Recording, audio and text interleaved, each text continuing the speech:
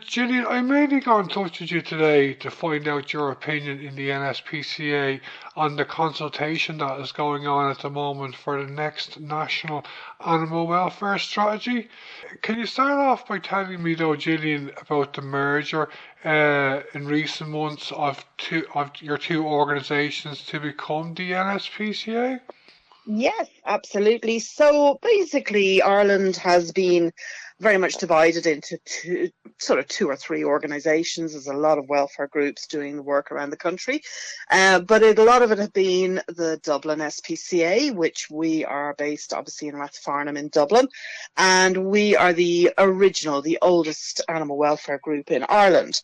And the ISPCA were formed some 60, 70 years ago to kind of be an umbrella organisation for other organisations. So we've kind of had the country a little bit divided between the two of us and then other organisations. So it was decided that really to try and help animals generally across Ireland, it would be really good to merge the two organisations as one national organisation, because it would mean that we wouldn't be fighting for funding. We'd also be able to work together to actually make huge changes for animal welfare in the country, both from the rescue point of view, the rehoming, but also from making changes from an advocacy, legislation, and being one voice for the country. Yeah, I think the merger sounds like a very good idea. Okay, before we talk again about the consultation, can you tell me how things are going in general with the NSPCA? Because I've heard of a lot of reports from other animal welfare centres in Ireland that they are finding it hard to cope over the last couple of years with the demand for their services. Yeah, so generally animal welfare in Ireland has been struggling. We hit a bit of a glitch with COVID because not only did it mean that a lot of the organisations couldn't do a lot of the service they do, but also the increase in the number of pets that were got during the pandemic has led to an increase in the requirements of the services of animal welfare charities across the country.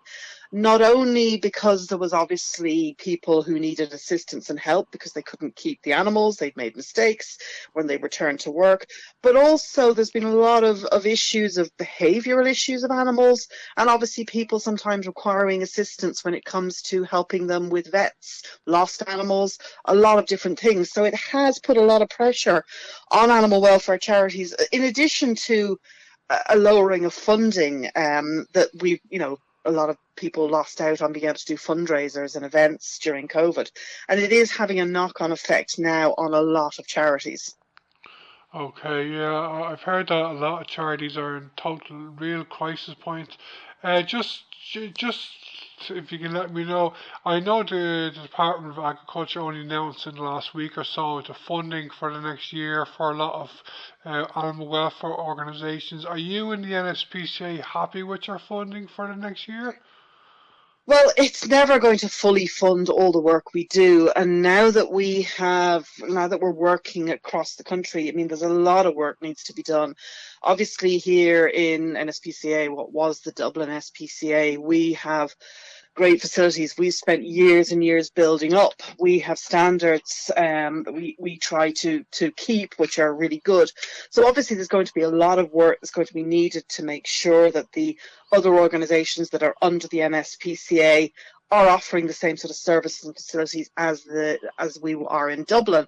But there's a lot of work to be done. There's a lot of organisation. There's a lot of stuff that people don't realise that we do, especially now as a national organisation. There's a lot of things that people don't realise that we do in the day-to-day things, in addition to, it's not just a go and rescue an animal and then bring it in and find a new home for it. There's a lot more things that the ISPCA, DSPCA, which is now the NSPCA, actually do, including things like actually taking people to court for animal cruelty, huge amount to do with education and trying to end cruelty long term through our advocacy.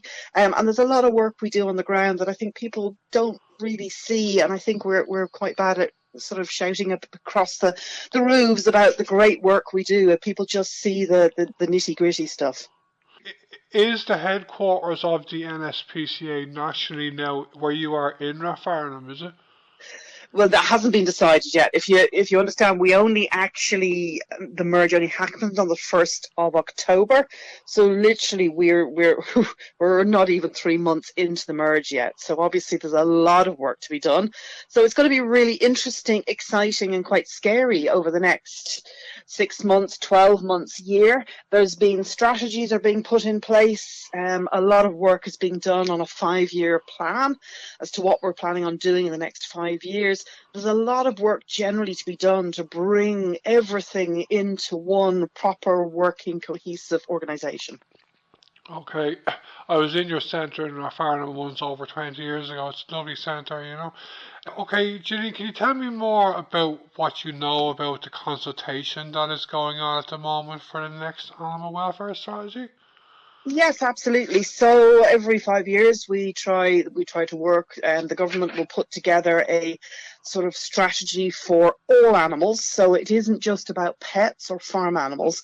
It's what they call kind of one health, one welfare. So it's all about putting together kind of a wish list, a dream list of what we are looking for to help improve the welfare of animals in Ireland.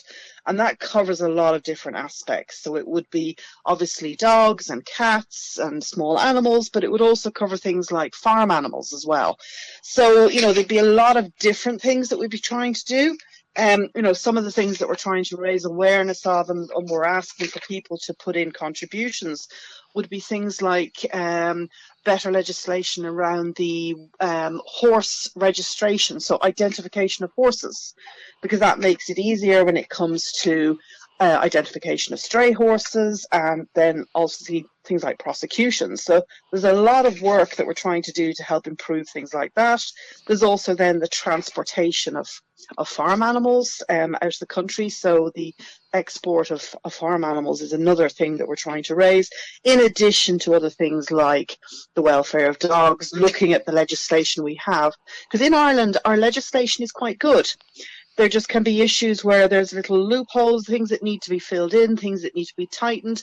So we are really just looking at improving on what we already have and making new suggestions about new legislation and laws that we would like to see to help animals generally in Ireland live better lives. And I've interviewed a lot of animal welfare activists from other organisations in the last couple of years, and one thing a lot of them say to me is that they believe that there should be some kind of a national animal welfare authority on the government side. Like, would you be in favour of that? Well, there is, because we have the Department of Agriculture, and what has been happening is a lot of the legislation around dog control and other animals, it's now all starting to come under the Department of Agriculture. So we are now moving towards having one government department that will be in charge of the welfare of animals in Ireland. So we're moving in the right direction.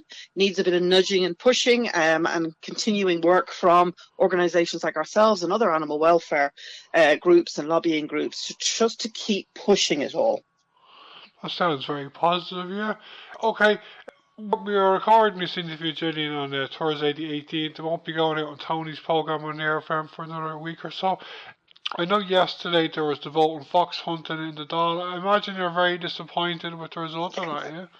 We are very disappointed. Obviously, we are, yeah, because it's quite a blow to the welfare of animals. There's a lot going on with the fox hunting, but we will continue to push it. It will be continue to be pushed. It may just not have been the right time of the year to do it, but there will be a continuing push, both from ourselves and from other groups, to try and get this across the line. We're dealing with something here which really, we're too old, we're too progressive a country to allow that type of cruelty go on. Okay, Julie, can you tell me on the basis of the current animal welfare strategy and previous ones that you remember, whether you believe that these strategies every 5 years are taken serious by the relevant government departments? Because it seems to me that there are big gaps in animal welfare policy in Ireland at the moment, I think, Yeah, there's a combination of there's holes in the policy and the legislation, and then obviously we've got things that are very outdated. So we have things that basically need to be improved, enforced, or new pieces of legislation put in place to protect animals. We're not trying to be killjoys, and it's actually great that this is now open as a public consultation, because what it means is people can actually have their say. They can put forward things they want to. And even though this consultation is actually due, the closing date for the consultation is the 2nd of January, we are saying to people, please do a bit of research into it. Have a look online. You can have your say. The really important thing for anybody who's making any contribution to it is, please do not copy and paste somebody else's submissions. It has to be something that you have put together in your own words if you're making a submission. They will not take into consideration something that's copied and pasted from another group or from another person. It has to be something that comes across in your own words. And that's generally the situation with any sort of consultation. They don't want to see copy and paste. What they want to see is original thoughts. And everybody out there has something they want to say and something they want to put forward as a suggestion. So I recommend people just maybe sit down after Stephen's Day and have a look online and see if there's anything they feel they can contribute to it. We are a national organisation. We do need help. Obviously, we need help in Dublin, but we're going to need help across the country. And there are lots of ways people can help. We obviously need help with, people coming to rescue centres to adopt animals. We're also looking for people to help us fostering. There's volunteer opportunities. So there's a lot of different opportunities for people to help us that don't involve having to always donate money. So there are lots of things people can do. So if they want to check out both the dspca.ie and ispca.ie, we will eventually in the new year have a nice new merged website, but that's probably not going to be till about March.